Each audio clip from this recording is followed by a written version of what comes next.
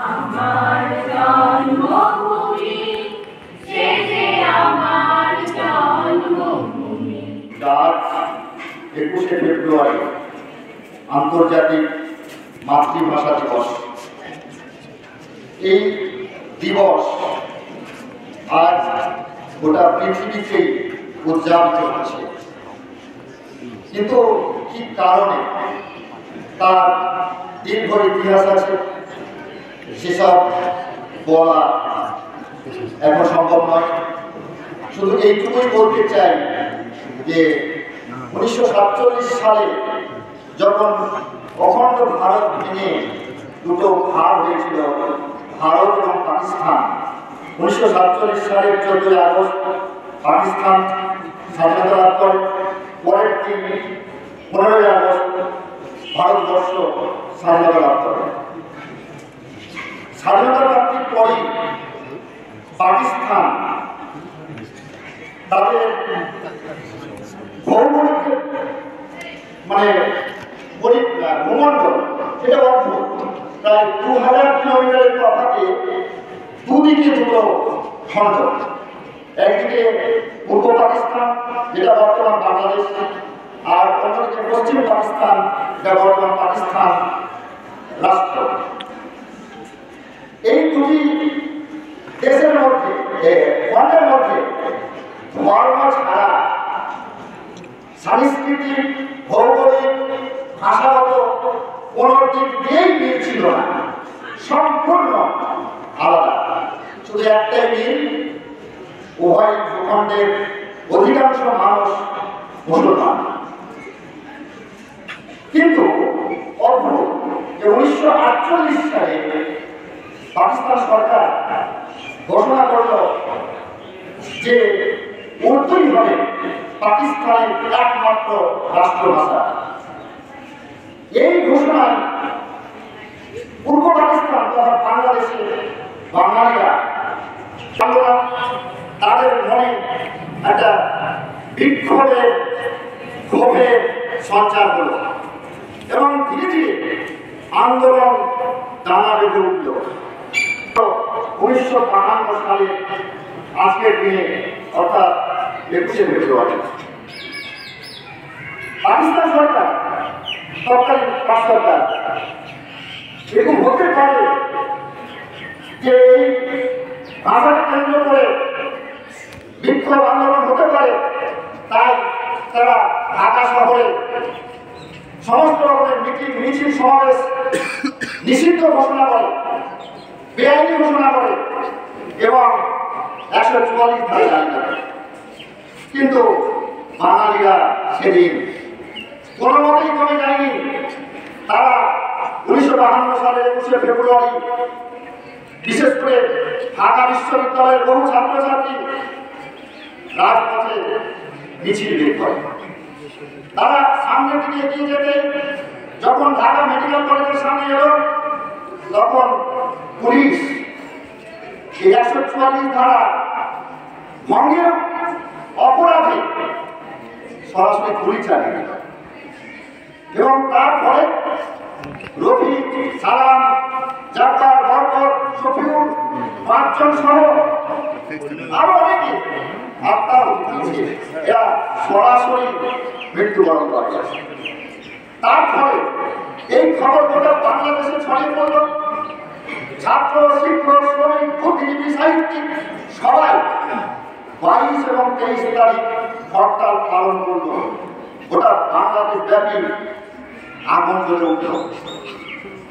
শেষ পর্যন্ত পাকিস্তান সরকার বাধ্য হয়ে 1954 সালে সিদ্ধান্ত নিল যে উর্দুর পাশাপাশি বাংলা ভাষাকেও রাষ্ট্রভাষা হিসেবে মেনে নেওয়া হবে।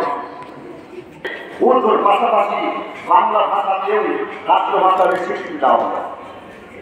এই ছিল বাংলা ভাষার মর্যাদা এবং সম্মান আদায়ের একটা লড়াই।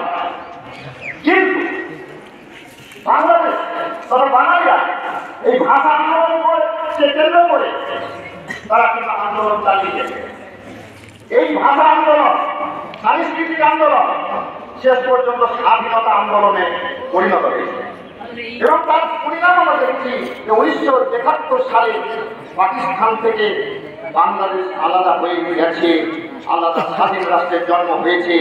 বাংলাদেশ শেষ পর্যন্ত ভাষা আন্দোলনের মধ্য দিয়ে, স্বাধীনতা আন্দোলনের মধ্য দিয়ে একটা স্বাধীন দেশের মর্যাদা লাভ হয়েছে। তারপর 1999 সাল 17 নভেম্বর আন্তর্জাতিক সংস্থা ইউনেস্কো বাংলা ভাষার এই যে লড়াই এবং তার যে জয়, বাংলা ভাষার যে মর্যাদা, তাকে শ্রদ্ধা জানাই এই 21শে ফেব্রুয়ারিতে আন্তর্জাতিক মাতৃভাষা দিবস হিসেবে ঘোষণা করেছে। তার ফলস্বরূপ আমরা প্রতি বছর এই 21শে ফেব্রুয়ারিতে আন্তর্জাতিক মাতৃভাষা দিবস হিসেবে পালন করি। কিন্তু আমরা বাঙালি যারা আছি, বাংলা ভাষাভাষী যারা আছি, তারা একটু পালন করি না। এই আন্তর্জাতিক মাতৃভাষা দিবসের উদ্দেশ্য হচ্ছে, তাৎপর্য হচ্ছে যে পৃথিবীর যে কোনো প্রান্তে যে কোনো ভাষাভাষীর মানুষ নিজের মাতৃভাষাকে সম্মান জানাতে পারে, শ্রদ্ধা জানাতে পারে আজকের দিনে। এটাই এই দিবসের মূল লক্ষ্য। আমরাও দেরিতে হলেও পরন্ত বেলায় দিনটিকে শ্রদ্ধা করে স্মরণ করছি। আমি আর বক্তব্য বাড়াতে চাই না। শেষ মুহূর্তে বাংলা ভাষার জন্য যে সমস্ত ভাষাবীররা শহীদ হয়েছিলেন, তাদের প্রতি বিনম্র শ্রদ্ধা নিবেদন করছি। আমি গতকালকে একটা কবিতা লিখেছিলাম, এই ভাষা লিখে স্মরণ করে আমি সেই কবিতাটা পাঠ করে আমার কথা শেষ করি। বাংলা ভাষা, রক্তরাঙা বাংলা ভাষা আত্মত্যাগে জানি, সকল ভাষার চেয়ে সেরা বাংলা মায়ের বাণী। মায়ের মুখের ভাষা শুনে ও কথা শেখা, লিখছি পড়ছি শিখছি ভাষা, বাংলা বর্ণ লেখা। বাংলা ভাষায় পড়ছি বসে গান কবিতা ছড়া, বাংলা ভাষায় গান ফিরে পাই শ্মশান ঘাটের মরা। বাংলা ভাষার গান গিয়ে যায় রাখাল চাষি, রাখাল মাটি চাষা, বাংলা মনের মধুর ভাষা মেটাই মনের আশা। বাকি সরকার চেয়েছিল বাংলা নিতে গেলে, বাংলা মায়ের দামাল ছেলে রুখে দিল ছেড়ে। বাংলা ভাষার আন্দোলনে চলল কামান গুলি, কামান ছেড়ে ছাড়লো না তো বাংলা ভাষার গুলি। বীর শহীদের রক্ত দিয়ে বাংলা ভাষা কেনা, ফেব্রুয়ারি 23 তারিখ শুধু তাদের কেনা। আন্তর্জাতিক মাতৃভাষা বাংলা ভাষার জন্য বীর ভাষাবিদদের স্মরণ করি, বীর শহীদেরা ধন্য। ধন্যবাদ। ধন্যবাদ। জাতি হিসেবে বাংলা ভাষার মানুষ হিসেবে আজ আমাদের আনন্দিত। কেন? তার ইতিহাস আমরা শুনলাম, কিভাবে এক শাসক তাদের চাপিয়ে দেওয়া উর্দু ভাষাকে আমাদের জাতিসত্তার উপরে আঘাত নামিয়েছিল। যে জাতি পরম্পরার সময় ধরে, দীর্ঘ পরম্পরা, দীর্ঘ সময় ধরে বাংলা ভাষায় কথা বলে আসছিল, তাদের সংস্কৃতি, তাদের মর্যাদা, তাদের ঐতিহ্যে যে বাঙালি ভাষা ছিল, সেই বাঙালি ভাষাকে জোর করে নিচে নামিয়ে তাদের ভাষাকে চাপিয়ে দিচ্ছিল। তার বিরুদ্ধে লড়াই। 1952 সালে যে পথ চলা শুরু হয়েছিল, আজ 2024-এও সেই পথ চলা কিন্তু এখনো রয়েছে, পথ চলছে। আমরা মর্যাদার সঙ্গে সারা বাংলাদেশ, পশ্চিমবঙ্গ, সারা পৃথিবীর নানা প্রান্তে যেখানে আমরা বাঙালি রয়েছে, বাংলা ভাষাভাষীর মানুষ রয়েছে, তারা কিন্তু আনন্দের সঙ্গে, মর্যাদার সঙ্গে এই দিনটি পালন করছে।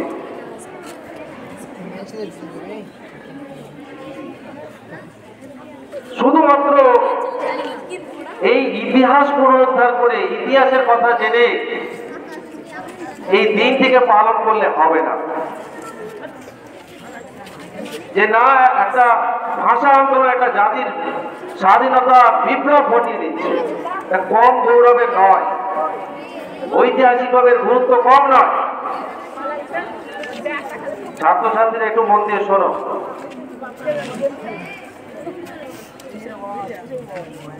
বাঙালি হিসাবে আমাদের দায়বদ্ধতা আছে। বাংলা ভাষার মান সম্মান নিয়ে টানাটানি হবে, আমরা শুরু করে থাকবো সেটা নয়। আমরা দেখেছি এই মাতৃভাষার মর্যাদা রক্ষা করতে গিয়ে আমাদের বাংলা বন্ধু বলে একটি সংগঠন রয়েছে। সেই সংগঠন কিন্তু সারা পশ্চিমবঙ্গ যে তাদের শাখা সংগঠন রয়েছে, তারা অগ্রণী ভূমিকা পালন করছে। কিভাবে বাঙালি জাতির মানুষকে, বাংলা ভাষার মানুষকে তাদের মর্যাদাকে পাইয়ে দেওয়া হয়, কোথাও তাদের আত্মসম্মান পূর্ণ হলে কি করে তার প্রতিবাদ করতে হয়। আমি অন্য কোনো ভাষার প্রতি কোনো বিরোধিতা না পোষণ করে বলছি।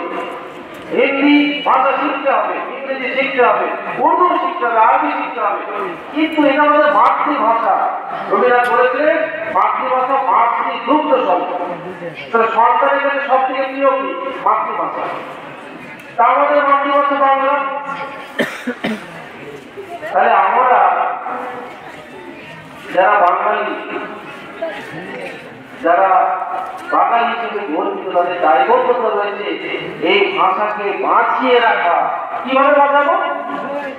এর নিরন্তর অনুশীলন চর্চার মধ্যে দিয়ে, এর বাংলা ভাষায় বইপত্র পড়া, কবিতা লেখা, কবিতা চর্চা করা, শিল্প মাধ্যমে যে কোনো বিষয় থাকবে না কেন, সেখানে গান হতে পারে, নাচ হতে পারে, নাটক হতে পারে, চলচ্চিত্র হতে পারে, এর মধ্য দিয়ে বাংলা ভাষা যে প্রসার সেটা সারা পৃথিবীব্যাপী ছড়িয়ে দেওয়া। আমি তো জানবে যেটা বাংলা ভাষায় যেতে আপনি বলেছো যে একটা শুধুমাত্র বাংলা ভাষার যে ভাষা আন্দোলন, সেটা আন্দোলনকে কেন্দ্র করে একটা ইউনেস্কোর মতো একটা আন্তর্জাতিক সংগঠন সারা পৃথিবীব্যাপী এই আন্দোলনটা মর্যাদা দিয়ে স্বীকৃতি দিয়ে তারা সারা পৃথিবীব্যাপী 21শে ফেব্রুয়ারি আন্তর্জাতিক মাতৃভাষা দিবস হিসেবে ঘোষণা করলো। এটা কম মর্যাদা নয়। যে আত্মত্যাগ করেছে আমাদের মাতৃভাষীরা, তাদের প্রতি মর্যাদা দিতে গিয়ে আমাদের কিন্তু এই দায়বদ্ধতা, এই অঙ্গীকার দিতে হবে। আগামী প্রজন্ম যারা রয়েছে, যারা আমার ছাত্রছাত্রী, তাদের দায় হচ্ছে এই ভাষাকে বাঁচিয়ে রাখা, ঐতিহ্যকে বাঁচিয়ে রাখা। তাই আজ 2024-এর 21শে ফেব্রুয়ারির এই সময়ে দাঁড়িয়ে আমরা প্রত্যেকে যারা বাঙালি রয়েছি, প্রত্যেকে আমরা অঙ্গীকার হতো এই ভাষা আমার, তোমার, আমার, সকলে। তাই সকলেই দায়বদ্ধতা, সকলকে এই অঙ্গীকার নিয়ে দায়বদ্ধতা বাঁচতে হবে, যাতে এই ভাষা যেন বেঁচে থাকে। কারণ যেভাবে হিন্দি আগ্রাসন আমাদের উপর নেমে আসছে, সেই আগ্রাসনের রূপে কিন্তু আমাদের এই ভাষা চর্চা, ভাষা সংস্কৃতিকে বাঁচিয়ে রাখার যে প্রয়াস, সেটা বাড়িয়ে দিতে হবে। তবেই কিন্তু এই শুধুমাত্র এই আন্তর্জাতিক মাতৃভাষা দিবস উদযাপনের মধ্য দিয়ে আমাদের স্বাধীনতা যারা ভাষা শহীদ, তাদেরকে মর্যাদা দেওয়া হবে না, স্বীকৃতি দেওয়া হবে না, শ্রদ্ধাঞ্জলি দেওয়া হবে না। ভাষাকে বাঁচিয়ে রাখার প্রয়াসের মধ্যেই কিন্তু এই প্রচেষ্টা থাকবে। এই বলে আমার বক্তব্য শেষ করলাম। সকলকে আমার ভালোবাসা এবং আমার আশা সহিত জাতীয় সকলেই শ্রদ্ধা করে আমার বক্তব্য শেষ করছি। আজকের এই দিনটা একটা সাধারণ কোনো দিন নয়। এই দিনটি শত শত মায়ের সন্তান হারানোর বিনিময়ে একটি ভাষাকে, একটি জাতিকে মর্যাদা পাইয়ে দেওয়ার একটা দিন। তার জন্যই গোটা বিশ্বব্যাপী এত মর্যাদার সঙ্গে এই দিনটি পালিত হয়। এবারে আমি একটা তোমাদের ছোট কবিতা করে শোনাচ্ছি। কণ্ঠস্বরটা আজকে ঠিকঠাক নেই, একটু ঠান্ডা লেগে আছে বলে ঠিক হচ্ছে না, তবুও শোনাই। তো যার কবিতা শোনাচ্ছি তিনি তোমাদের সকলের শ্রদ্ধেয় প্রধান শিক্ষক মহাশয় মজিবুর রহমান সাহেব। ওনারই লেখা একটা কবিতা। 21শে ফেব্রুয়ারিকে সামনে রেখে কবিতা লিখেন বিভিন্ন বিষয় নিয়ে। তো আজকের এই কবিতাটা ছাত্রছাত্রীর উদ্দেশ্যে উৎসর্গ করা হচ্ছে। কবিতাটা আমার মনে হয়েছে যে ভালোই লিখেছেন। আমি একটু শোনাই, চুপ করে যাও। 21শে ফেব্রুয়ারি মুজিবুর রহমান।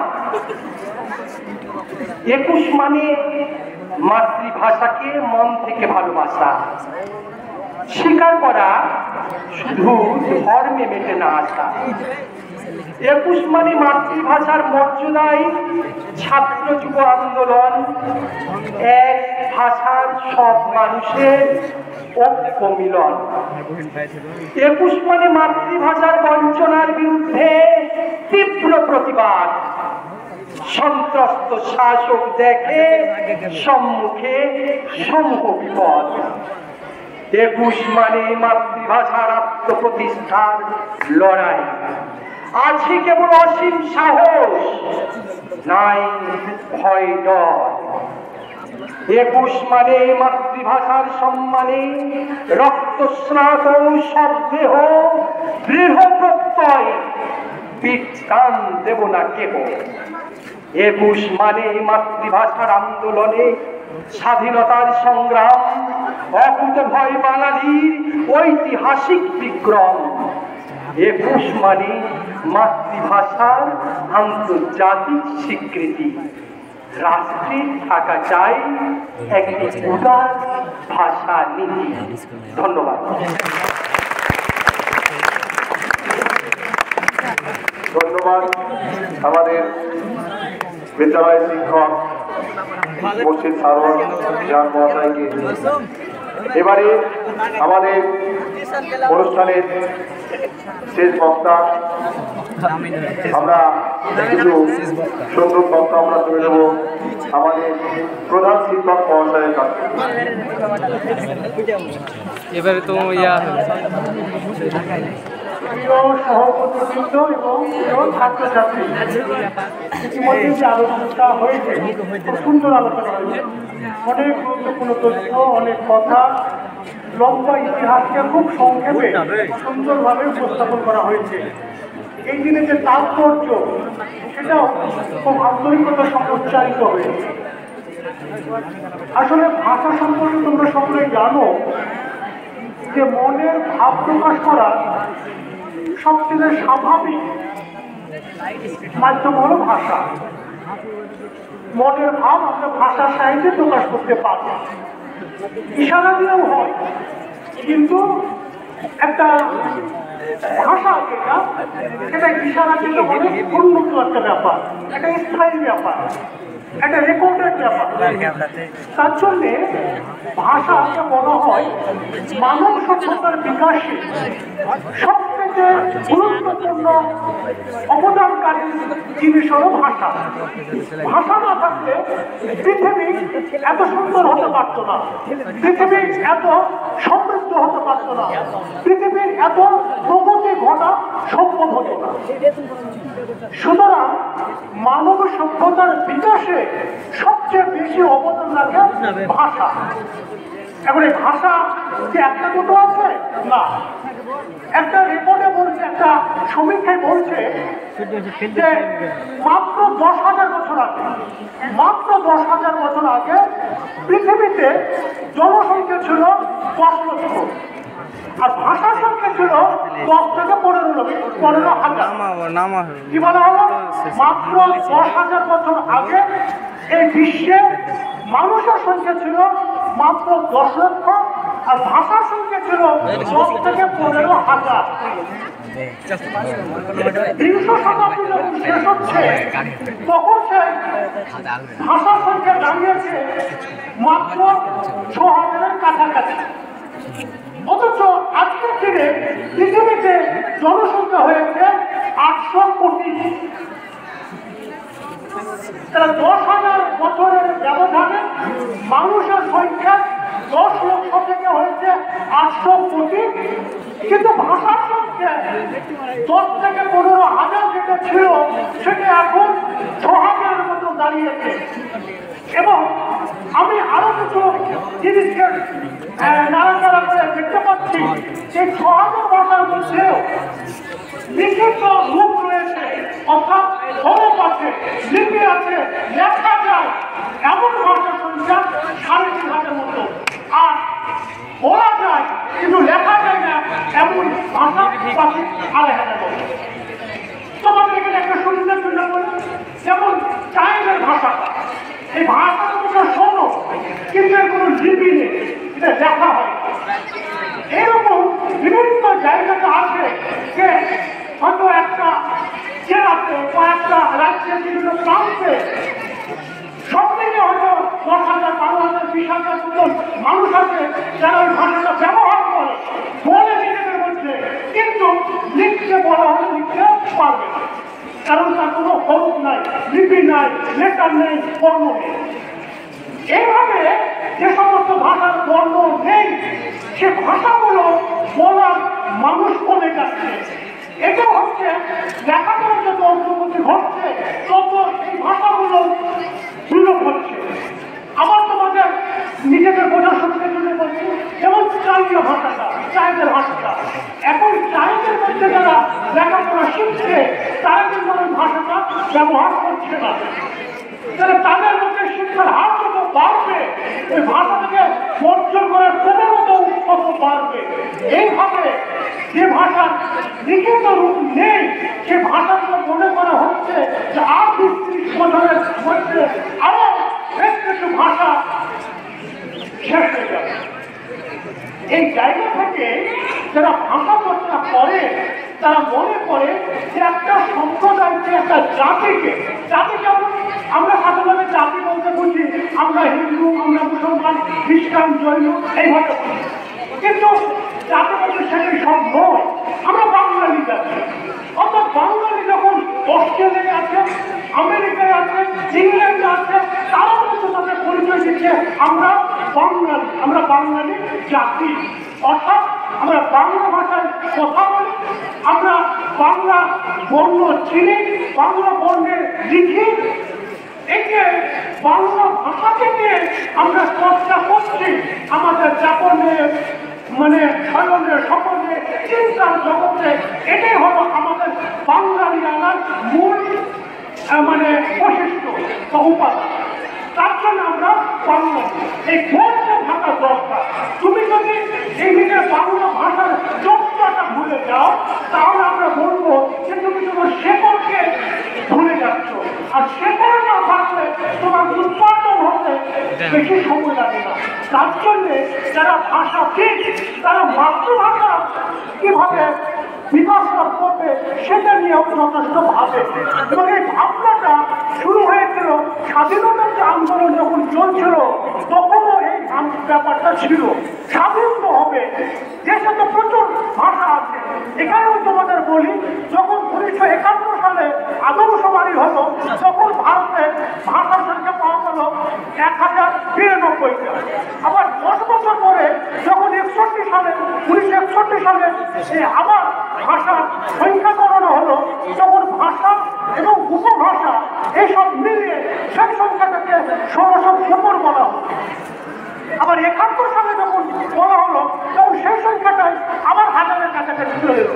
মানে বেশ কিছু ভাষাকে বলা হলো এগুলো আর চলার মতো নয়, বা এগুলো আর বেশি কথা বলছে না, এগুলো আর বেশি ব্যবহার করছে না। তার জন্যে যখন 47 সালে দেশ ভাগ হচ্ছে তখন সবাই চেষ্টা করলো তার নিজের ভাষাটা যেন জাতীয় ভাষা হয়, সরকারি ভাষা হয়, কেন্দ্রীয় ভাষা হয়, রাষ্ট্রের প্রধান ভাষা হয়। কারণ কি? কারণ হলো এই যে সরকার যদি সেই ভাষাটাকে ব্যবহার করে তাহলে সেই ভাষাটা কিছু সুযোগ সুবিধা পাবে। যেমন আমরা বাংলা ভাষা চর্চা করছি, বাংলা ভাষায় প্রচুর বই লেখা হচ্ছে। একইভাবে সাঁওতালি ভাষাকে যদি চর্চা করা হয়, সরকার যদি সাঁওতালি ভাষায় বই ছাপে, যদি সরকার সাঁওতালি ভাষার ক্ষেত্রে অন্যী হয়েছে, সবাই মনে করলো মাতৃভাষা আমার দেশের যে জাতীয় ভাষা হবে, সরকারি ভাষা হবে, সেখানে যেন আমার ভাষাটা জায়গা পায়। এই ভাবনা থেকে ভারতে যখন কোন ভাষাতে কাজ হবে এই কথাটা হয় তখন অনেকে বলে যে হিন্দিতে দেওয়া হোক, হিন্দিতে 1 নম্বর ভাষা দরকার, সমস্ত কাজ হবে, সরকার হিন্দি দিয়ে মানে হিন্দিকে প্রমোট করবে।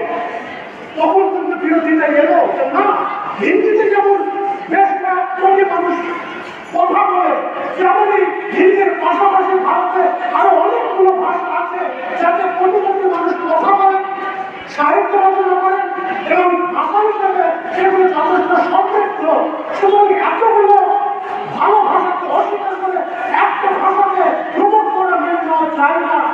আসলে সেই সময়ে ভারতের যে সংবিধান রচনা হলো একজন সংবিধানে অন্তত 14টি ভাষাকে জাতীয় ভাষা বলা হলো। রাষ্ট্রীয় ভাষা এই কথাটা সংবিধানে কোথাও নেই। হিন্দিকে আমরা রাষ্ট্র ভাষা বলি না, হিন্দি হলো গুজরাটি, অসমীয়া, বাংলা, মারাঠি এরকম 14টা ভাষা উন্নত।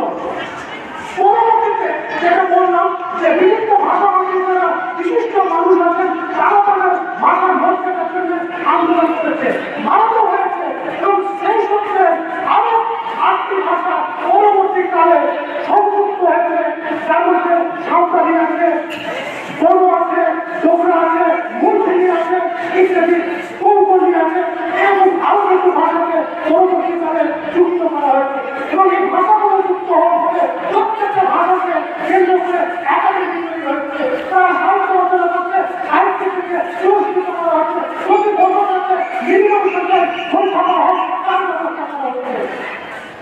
আমরা বাংলাদেশ থেকে এই জায়গাটা পেয়েছি 21শে ফেব্রুয়ারি, সেটা কিভাবে হবে? এখানেও আমরা সবাই জানি যে পাকিস্তান ধর্মের ভিত্তিতে ভাগ হয়ে যাবে, হিন্দু আর মুসলমান একসাথে থাকতে পারে না, হিন্দুর জন্য আলাদা রাষ্ট্র, মুসলমানের জন্য আলাদা রাষ্ট্র, এইরকম কথা তিনি ব্যক্তি বলতে লাগলেন এবং এই বলাটা এমন একটা মাত্রায় গেল এবং জনসমর্থন একটা রাজনৈতিক দল খেতে লাগলো যে ভাগ না হয়ে হিন্দু মুসলমান একসাথে বসবাস করে আর অবস্থা থাকলো না। তার জন্যে পাকিস্তান তৈরি হলো, কিন্তু পাকিস্তান যখন তৈরি হলো তখন পাকিস্তানের জনসংখ্যা ছিল 6,90 লক্ষ আর ভারতের এই অংশের জনসংখ্যা ছিল 32 কোটি। এই 32 কোটি মানুষের মধ্যে কিন্তু 5 কোটি ছিল মুসলমান। এই মুসলমানরা এমন ভাবে দেশে বিভিন্ন প্রান্তে ছড়িয়েছিল যে তাদের ভূখণ্ড ত্যাগ করে, তাদের মাতৃভূমি ত্যাগ করে তাদের পক্ষে কিন্তু পাকিস্তান যাওয়া সম্ভব হয়নি, তারা যেতেও চায়নি। তারা মনে করেছিল যে ভারতকে বসবাস করবো, আমার দেশ ভারত হবে, এখানে ভারতের হিন্দু শাসক থাকলেও তারা আমাদের মুসলমান হওয়ার কারণে বঞ্চনার মধ্যে ফেলবেন না, এই বিশ্বাস তাদের ছিল। এবং স্বাধীনতা সংগ্রামী কথা আমাদের সংবিধান রচনার দায়িত্বে যারা ছিলেন তারা এই ভারতীয় মুসলমানদের এই মনোভাবকে যথেষ্ট বঞ্চনা দিলেন এবং ভারতীয় মুসলমানেরা থেকে ভারতবর্ষে থাকার ক্ষেত্রে কোনো বঞ্চনার শিকার না হয় তারও ব্যবস্থাপনা সংবিধানের মধ্যে করলেন। পাকিস্তানে আমরা দেখলাম যে তার আবার একটা ভুল পদক্ষেপ নিল। এখানে ভারত অনেক ভাষা, হাজারের কাছাকাছি ভাষা, কিন্তু ভারতের যারা সংবিধান প্রণীত থাকলেন তারা শুধু সেটাকে খুব সুন্দরভাবে জানিয়ে দিতে পারলেন। বাঙালিরা সেভাবে বিক্রি হবে না, গুজরাটি, মারাঠি কোনো অংশে ভাষাভাষী মানুষ সেভাবে বিক্রি করলো না, সকলকে নিয়ে একটা ঐক্যবদ্ধ তৈরি হলো এবং তখনকার মতো 14টি ভাষাকে গ্রহণ করা হলো। কিন্তু পাকিস্তান একত্রে প্রাপ্ত হলো, তারা বললো যে পাকিস্তানের যে বন পরিষদের কাজ এই কাজটা চলবে দুটো ভাষাতে, উর্দু আর ইংরেজিতে, আর পাকিস্তানের রাষ্ট্রীয় ভাষা হবে উর্দু। অথচ তখনকার হিসেবে দেখা যাচ্ছে যে পাকিস্তানের যে জনসংখ্যা ছিল তার 55% মানুষ বাঙালি ছিলেন, বাংলা ভাষাতে তারা কথা বলেন। 55% মানুষের মাতৃভাষা বাংলা আর উর্দু হল মাত্র 4% মানুষের ভাষা। অথচ মাত্র 4% মানুষের ভাষাকে একমাত্র রাষ্ট্রীয় ভাষা বলে প্রতিবন্ধ করা একটা রাজনৈতিক মনোভাব ওই পশ্চিম পাকিস্তানের যারা মুসলিম লীগের শাসক ছিলেন তারা করলেন। তারা কেন করলেন? তারা মনে করেছিলেন যে জনসংখ্যার দিক থেকে পূর্ব পাকিস্তান এগিয়ে আছে, কিন্তু আমরা যারা মুক্তবাসী আছি, আমরা অভিজাত, আমাদের যুদ্ধ আছে, অর্থ আছে, রাজনৈতিক প্রতিপত্তি আছে, যদি ভাষার কারণে আমরা পূর্ব পাকিস্তানের মানুষকে একটু পরিভাষা করে রাখতে পারি যে রাজনৈতিক এবং অর্থনৈতিক দিক থেকে তারা বড় পিছিয়ে থাকবে, পশ্চিম পাকিস্তানে আমরা যারা মুক্তবাসী অল্প সংখ্যক মানুষ আছি তাদেরই রাজত্বটা